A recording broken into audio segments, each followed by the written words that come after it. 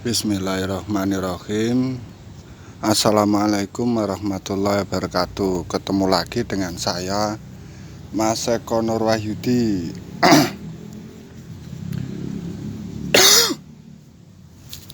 Kali ini kita akan membahas nitrobakter. Tapi ya mohon maaf ya, kita hanya ngobrol-ngobrol santai lah. Ini bukan tutorial dan ya hanya sekedar ngobrol santai saja. Saya ingin ngajak ngobrol soal nitrobakter. Karena kalau menjelaskan di grup dan harus ngetik itu panjang ya.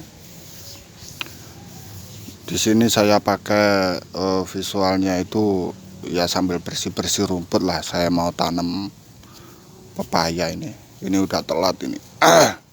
Ini udah telat tanam, harusnya ini tanam sebulan yang lalu kalau nggak salah.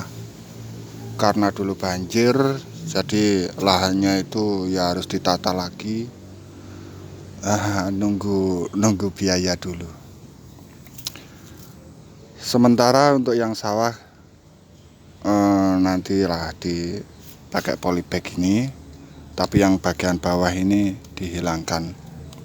Tapi sementara fokus untuk cabai dulu, cari yang polybag yang agak besar terus ditanam ya, walaupun terendam kemungkinan segini lah, tapi kan kalau masih ada akar segini kan untuk cabai itu nggak mati. Untuk pepaya saya agak khawatir ini. Kalau di sawah terong udah teruji aman, tapi kalau pepaya saya belum tahu ya. Jadi untuk mengamankan bibit saya tanam di kebun dengan jarak yang ya pokoknya semuanya harus muat lah. Ya, jaraknya ya rapat banget wes. Oke, kembali ke topik yang ingin saya bahas kali ini soal nitrobakter. Untuk cara mendapatkan nitrobakter itu, nitrobakter itu bukan racikan ya. Nitrobakter itu makhluk hidup. Dia hidup di kohe biasanya. Kohe kan baunya, amoniaknya kan kayak gitulah baunya, nggak enak. Tapi kalau udah kena nitrobakter itu baunya hilang. Makanya ciri kohe yang mengandung nitrobakter itu biasanya itu kohe yang sudah ya lumayan lama lah. Itu udah nggak berbau kohe, walaupun kohe tapi nggak berbau kohe. Belum jadi kompos. Kalau cari kompos itu beda lagi urusannya nanti. Biasanya itu ya gitu nitrobakter. Tempatnya itu ya di itu. Ada di video yang lain cara mendapatkan dan memperbanyaknya. Ada. Kalau ambil dari saya, ya saya kasih yang padat. Kalau cair susah di pengiriman dan untuk perbanyakan hasilnya kurang bagus, saya kurang suka. Tapi kalau yang bentuknya padat itu jauh lebih bagus lah hasil perbanyakannya itu. Ya harga ya beda sedikit sih, tapi dari hasil perbanyakannya itu ya nggak sebanding. Harga yang segitu ya dibilang sangat murah lah. Nitrobakter itu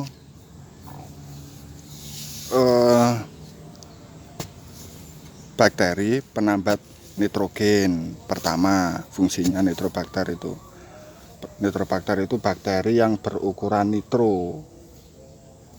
Ada yang mikro, ada yang nitro, ada yang nano, kan gitu. Nah, kalau nitrobakter ya ukurannya itu nitro, bukan jenis bakterinya, bukan. Untuk jenis bakterinya kami belum tahu sebenarnya.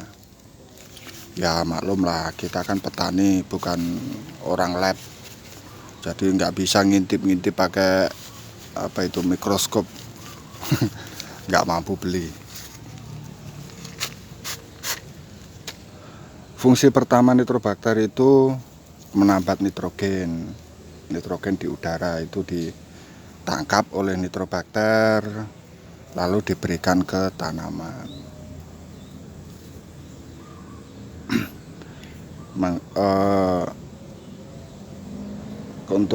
Untuk nitrobakter masuk ke tanahnya itu butuh media perantara. Kalau dia sendiri yang masuk kelamaan. Kalau pakai air itu bagus, dia akan cepat masuk ke tanah. Nah, itu kenapa nitrobakter itu bagus kalau diaplikasikan di musim penghujan. Dengan bantuan air hujan, nitrobakter itu cepat masuk ke tanahnya, menyebarnya itu cepat. Kita juga bisa aplikasi kocor atau spray. Untuk aplikasi spray itu lebih enak kalau musim penghujan, rata dengan di media tanamnya itu rata. Misalkan kalau kita kocor kan, misalkan ini pisang, dikocor paling cuma segini yang terisi di area yang dikocor saja. Tapi kalau di spray merata semuanya, dan tanahnya itu kalau bisa ya kondisinya lembab ini. Dan kondisi kayak gini ini didapatkannya ya di musim penghujan.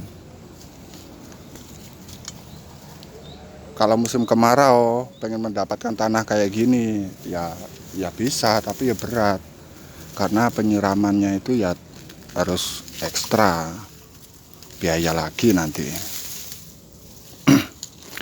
Kalau di perkebunan yang elit itu penyiramannya pakai sprinkle, lah itu rata, nggak masalah kalau pakai nitrobakter di spray ketika musim kemarau. Tapi kalau musim penghujan, ya kita itu jatahnya kita lah, jatahnya orang-orang kampung kayak kita ini, biar nggak modal, nggak modal untuk pengairan. Oke, itu fungsi pertama nitrobakter, menambat nitrogen di udara. Nitrogen itu kan sebenarnya memang ya sudah tersedia gratis lah di udara.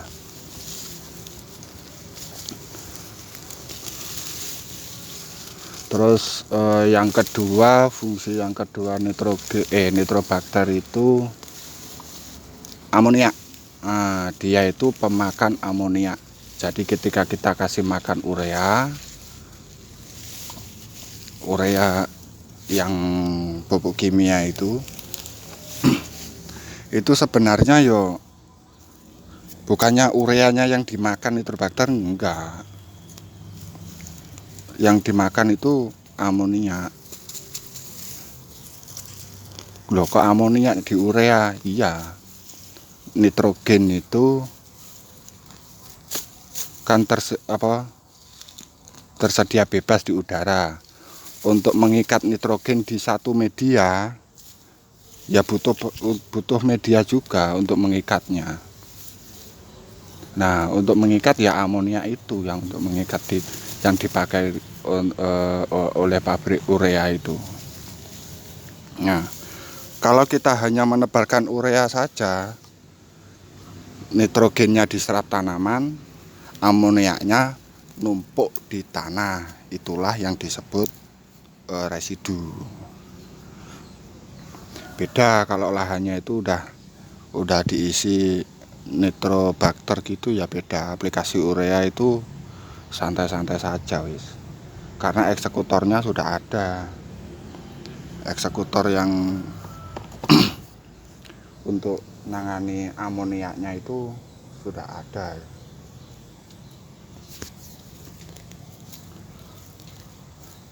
Oke, itu yang kedua, amonia. Kalau misalkan kayak gini, amonia itu apa sih sebenarnya? Amonia itu ya kayak bau-bauan yang nggak sedap gitulah, yang bau-bauan yang nggak enak.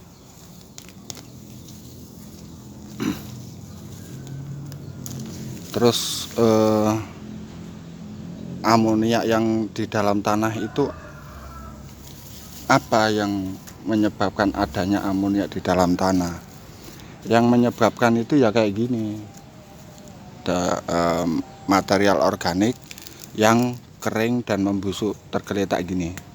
Ketika membusuk, apalagi dikubur, itu amoniaknya itu ngumpul di dalam. Nah, amonia itu yang mengundang cacing, yang mengundang uret, yaitu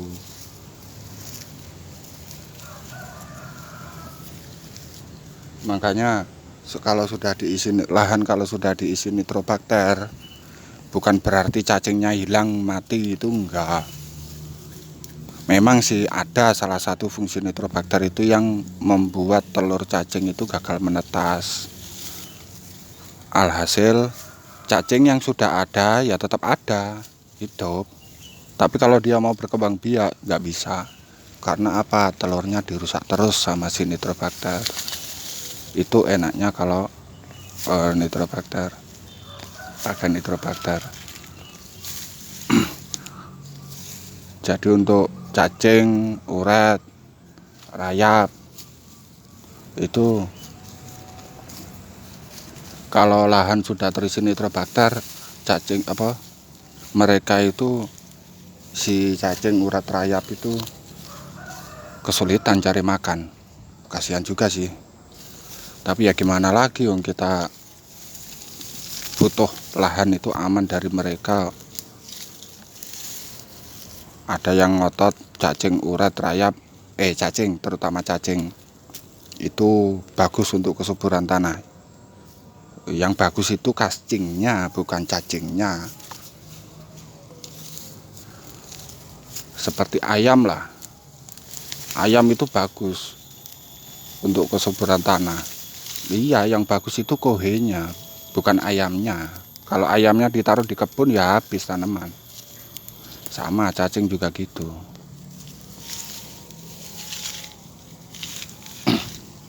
Oh, cacing itu membuat rongga-rongga di tanah, lubang-lubang, akhirnya sirkulasi udara bagus.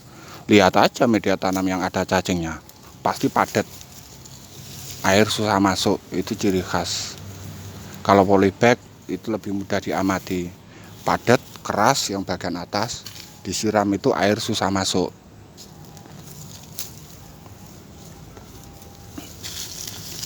Terus kalau polybag itu juga mudah diamati, ada polybagnya itu kempet.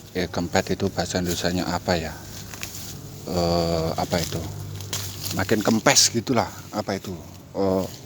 Gimana ya? Aduh, jelasinnya susah ini. Ya pokoknya volumenya itu udah nggak padat lagi lah. Karena tanahnya itu udah banyak yang keluar. Isinya dimakan habis sama si cacing. Karena kalau orang nanam di polybag itu biasanya kan pakai kompos, kohe itu. Nah, kalau nggak ada nitrobakter ya alamat cacingnya numpuk. Nah, ini contohnya. Kalau cara kayak gini nggak dibersihkan, nggak bisa hidup bagus ini. Mending dijauhkan. Untuk yang seperti ini, putih ini fermentasi. Dulu saya kira ini mycorrhiza, tapi kayaknya bukan deh. Saya agak ragu ini. Tapi kalau yang di akar-akar seperti ini mycorrhiza, kalau misalkan menempati di akar kayak gini, nah ini masih mycorrhiza. Saya bisa pastikan asal dia nempel di akar. Nah ini seperti ini, kelihatan ya. Aduh, gimana ini, gimana biar kelihatan ini. Saya pakai ini ya. Nah, kelihatan nggak? Nah, jelas. Kalau putih kayak gini ini udah pasti mycorrhiza.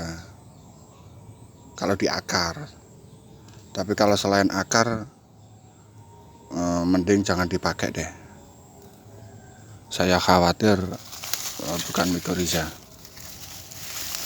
Nah, agar amonia itu nggak masuk ke tanah, caranya gimana? Ya kayak gini. Sampah diletakkan di atas permukaan tanah. Nah, nanti akar-akar tanaman yang naik. Nih contohnya, nih kayak gini nih, ini akar pisang ini naik, akar ini naik, dia akan mendatangi si kompos. Udah, kita nggak usah ribet-ribet, tapi ya gitu, jangan dekat-dekat dengan pangkal batangnya ini. Terus area sekitar pangkal batang ini bersih dari rumput, itu wajib. Bersih dari daun kering, itu juga wajib. Nah, di sekitaran sini, untuk daerah yang lain ada rumput, bagus. Kalau nggak ada rumput ya nggak apa-apa, karena rumput ini kalau kita nyabut, nah kan otomatis ini jadi gembur, menggemburkan lagi, menggemburkan ulang.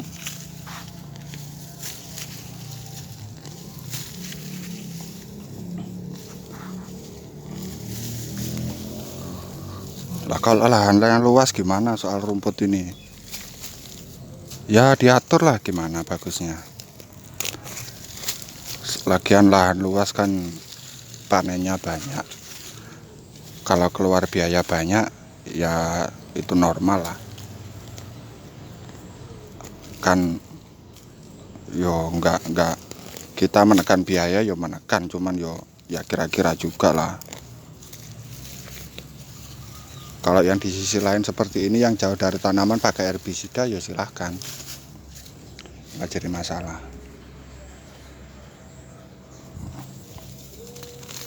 Oh iya, kita kan lagi ngobrol nitrobakter ya. maaf. Yang pertama tadi apa tadi? Penambat nitrogen. Yang kedua pengurai pengurai pemakan amonia. Oke, dan yang ketiga fungsi nitrobakter itu menjaga tanah agar tetap lembab, tapi tetap butuh bantuan peneduh seperti rumput, pohon pisang, pokoknya peneduh lah. Rumput ini kan peneduh juga untuk tanaman. Aduh, berat ini. Oh, jambu biji terpaksa dicabut. Sudah punya banyak.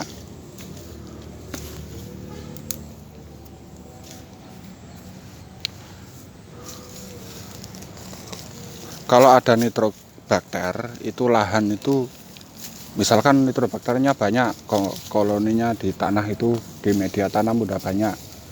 Nah, tanah itu disuruh kering, itu susah, sulit. Bahkan dulu itu saya pernah sih, satu tangki itu saya isi full nitrobakter, lalu saya spray ke sawah saya. Alhasil waktu kemarau tanah itu retak-retak, nelo kalau orang Jawa bilang. Retakan tanah itu wes banyak, wes parah wes. Sampai jari ini masuk dua jari gini, kalau dimasukkan bisa retakannya itu, saking parahnya itu. Tapi anehnya, walaupun retak segitu lebar, itu kondisinya itu masih lembab. Waktu tanam padi dulu pernah. Untuk sekarang udah nggak retak lagi sawahnya, karena ya musim hujan ini, hujannya ini agak panjang, kayaknya nggak ada kemarau deh ini.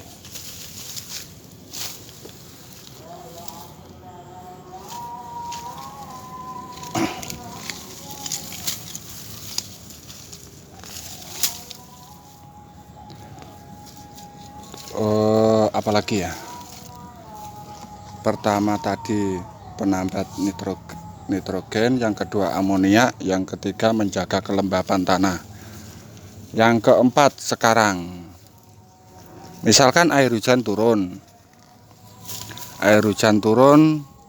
terus yang area atas itu penuh air.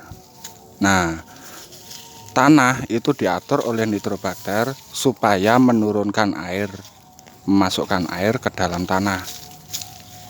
Dengan catatan nggak seperti yang sawah saya. Kalau sawah saya itu air di dalam tanah kalau musim penghujan gini, yang sumur bor itu ketinggian air ya sama antara di permukaan dengan di dalam tanah itu sama.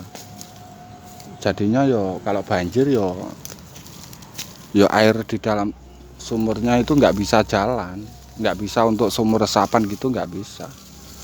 Beda dengan daerah yang di tempatnya ayah saya itu, kalau misalkan banjir itu sumurnya itu tinggal buka, nanti airnya masuk ke sumur, beres. Nah kalau di tempat saya ini nggak bisa, beda. Jadi nitrobakter itu bisa membuat tanah itu seperti spons.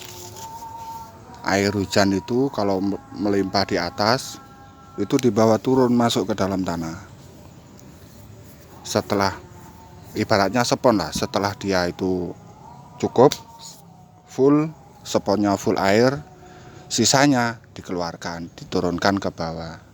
Nah kalau musim kemarau gimana? Kalau musim kemarau, air yang di dalam tanah itu diangkat oleh si nitrobakter. Dengan catatan ya air di dalam tanah ini nggak jauh-jauh banget. Ya namanya juga bakteri seukuran nitro ya. Ini juga tergantung koloninya sih, banyak tidaknya nitrobakter di lahan kita.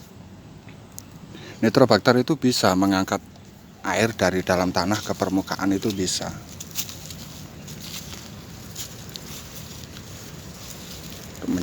Dengan begitu walaupun musim kemarau itu kelembapan itu terjaga. Ya masih kering, tanah masih kering, tapi misalkan gini, harusnya tanah itu dalam 1 bulan udah kering. Tapi kalau ada nitrobakter banyak, koloni nitrobakter banyak, itu 2-3 bulan dia baru kering. Jadi agak bertahan lama dia. Itu untuk nitrobakter. Fungsi selanjutnya membuat tanah seperti spons, anggap aja gitulah. Saya susah bahasanya, ini bahasa orang kampung aja. Oh iya, saya belum sampaikan ya.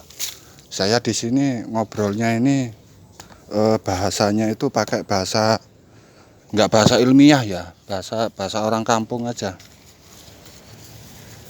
Bahasa orang kampung ya, nggak ada nama-nama ilmiahnya, yang bahasa-bahasa Latin gitu ya nggak ada. Penjelasannya ya secara petani lah.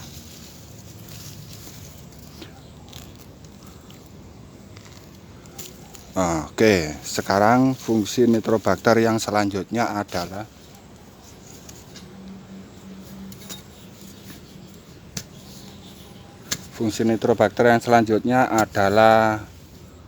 dia bisa jadi dekomposer, tapi ada tapinya. Dia dekomposer tahap kedua. Maksudnya bagaimana? Ini kompos, misalkan ya, kompos ini kan terurai oleh mikroba. Nah, misalkan dimakan oleh bal tapi singkong. Nah, kompos ini dimakan dimakan bal tapi singkong. Setelah dimakan bal tapi singkong, apa yang terjadi? Hasil kerjanya itu diserahkan ke nitrobakter. Nah, nanti hasil kerja nitrobakter baru diberikan ke tanaman. Itu maksudnya nitrobakter sebagai dekomposer. Kalau dia diletakkan di dekomposer tahap awal, disuruh menguraikan material organik seperti ini, nggak bisa. Harus ada yang lainnya, bal gitu misalkan, atau kalau yang IOG itu AK1. Ya pokoknya dekomposer lah, dia butuh. Nah nanti dari dekomposer itu butuh yang selanjutnya lagi. Tuh. Sebenarnya ada sih di yang penjelasan mengenai nitrobakter yang merubah nitrat jadi nitrit itu ada di halaman pribadi saya, penyubur tanah dan penyubur tanaman itu ada di situ. Penjelasan secara ilmiahnya itu saya kutip dari dari punya orang. Tapi ya lumayan lah, kita butuh informasi, kita ambil yang bagus, yang jelek kita singkirkan, kan gitu. Dari video ini juga ada yang bagus silahkan diambil, yang jelek ya nggak usah dipakai.